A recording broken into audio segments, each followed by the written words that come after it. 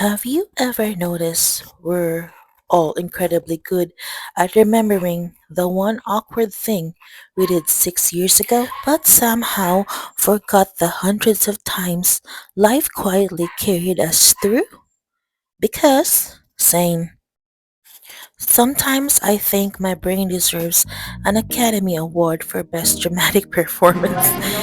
It can turn one unanswered email into, well, I guess this is the end, or one delayed plan suddenly becomes, everything is falling apart.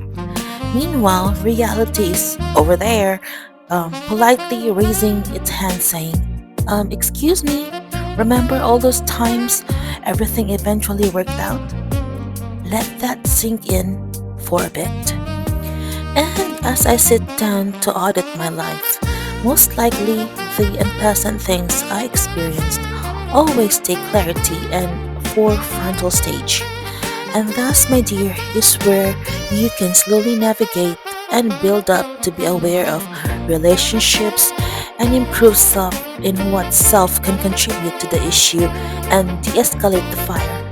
But if there is no resolution and you tried, just let it go and leave and bar the relationship of difficulty. I've wanted to make this video for a long time, not because I have everything figured out, actually, for the reason the above solution is easier said than done. Being vulnerable is uncomfortable. It's like walking outside and realizing your shirt is inside out, except emotionally, right? Internally. But I kept thinking if someone needs to hear this, then I would be glad to share. So here we are, just two friends talking, one cup of coffee, one journal, and hopefully one encouraging thought. One of my biggest fears has never really been failure. It's wondering whether I completely missed the blessings I prayed for. Have you ever prayed so hard for something only to realize it arrived wearing a disguise? Because blessings rarely knock on the door holding a giant sign saying, "Hello, I'm your answered prayer." Sometimes they show up as a difficult lesson, a delayed opportunity, a new skill you never expected to learn, or even a closed door that quietly saved you from walking somewhere you didn't belong. Looking over my life, I realized that I was never really actually abandoned. I felt alone. Tanaw mo sa iyang sex dahil Okay, sige ma. male or female ba mo kita mo sa mga then ayushi Ah. na Oh? Those are two very different things. Sometimes our emotions tell us we're standing in an empty room while the Creator has been quietly maneuvering things for us. It's only later that we realize, oh, that's why that happened. One of the greatest blessings anyone ever gave me wasn't money or advice or fixing my problems. It was learning how to think and reliance on the one who created me. Learning how to educate myself. We are going to make mashed potatoes. So I've already peeled the potatoes and we'll put a little salt in the water and just make it a little bit halfway to boil. Learning how to navigate life because blessings don't just fall on the lap, instead working in harmony with prayer.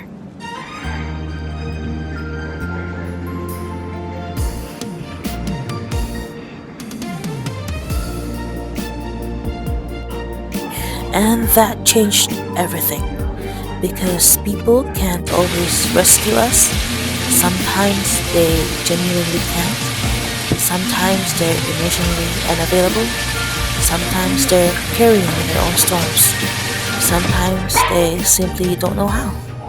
For a long time, I kept asking people to become a map and only realized the person can't be trusted. That really hurt. But back then, it felt heartbreaking, especially when I needed guidance for really big, friendly decisions. I prayed for someone who doesn't toy with my heart, but it did not happen like that. I hurt, I was defeated, and I was being told it was all about me. It's scary making life choices when you don't feel like you have people standing beside you saying, "You're doing okay, keep going," without pulling leg, right? I think many of us know that feeling. It is lonely, but loneliness can also become a classroom, not a punishment. Classroom because eventually I realized something. Every time I couldn't find someone to help me, I slowly became someone who could help myself. Not perfectly, not overnight, wobbly and pitiful, but little by little. The realization gave me something priceless: confidence. Not confidence that everything would work out exactly how I wanted, confidence that somehow I would learn how to keep walking even if it is slow. That's very different. One of the biggest habits I've had to practice is giving myself grace and time. Not once, repeatedly, sometimes daily, sometimes hourly, because guilt has a funny way of making itself feel productively overpowering. But don't let it win. It whispers. If you worry longer, maybe you'll solve the problem. Like understanding the whole scenario and solving the problem, but to no avail. I learned it is not really my problem alone to carry. Spoiler alert, I've tested that theory. It does not work. Worry without resolution is like sitting in a rocking chair, lots of movement, not much traveling. Instead, smart enough to pivot.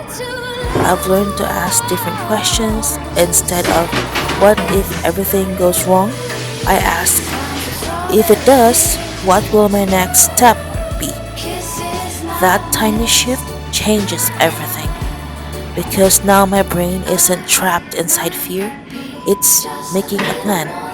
And plans have a funny way of calming anxious hearts. Life has also taught me something else. Sometimes the first plan isn't the final plan. Sometimes the answer isn't no, it's taking another road. I've had moments where I thought this has to work, and it didn't.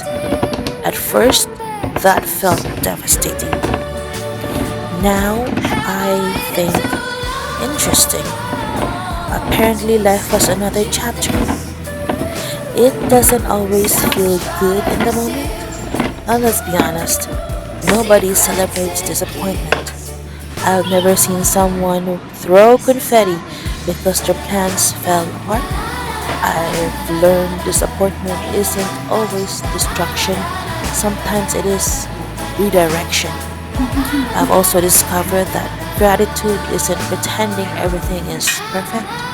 That's exhausting, and gratitude is noticing what still remains. It's saying this season is difficult, but there are still beautiful things here.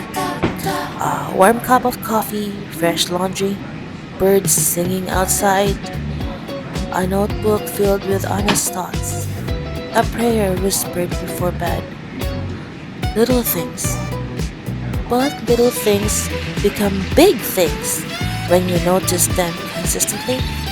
One practice that completely changed me was journaling. Not perfect journaling, not pretty journaling, not the kind you share online creatively, just honest journaling, self assessment, and goals. Crushing out words of mistakes with a pen is very welcome. I started writing everything, the worries, the victories, the confusion, the prayers, the tiny moments. If you're watching this today and you're carrying something heavy, maybe this is your reminder. Give yourself grace. You don't have to know everything today. You don't have to have every answer. You don't have to become perfect before you're allowed to be hopeful. Take one small step, then another and another. Trust the process. Not because life is easy, but because you already survived days you once believed you wouldn't. That's evidence, not wishful thinking. Thank you for spending this quiet moment with me. If these journal conversations encourage you, I'd love for you to stay a while. There are more videos here about slow living, journaling, creativity, and finding peace in ordinary days. So subscribe if you'd like. And until the next time, be gentle with yourself. You're growing, even on the days self feels invisible.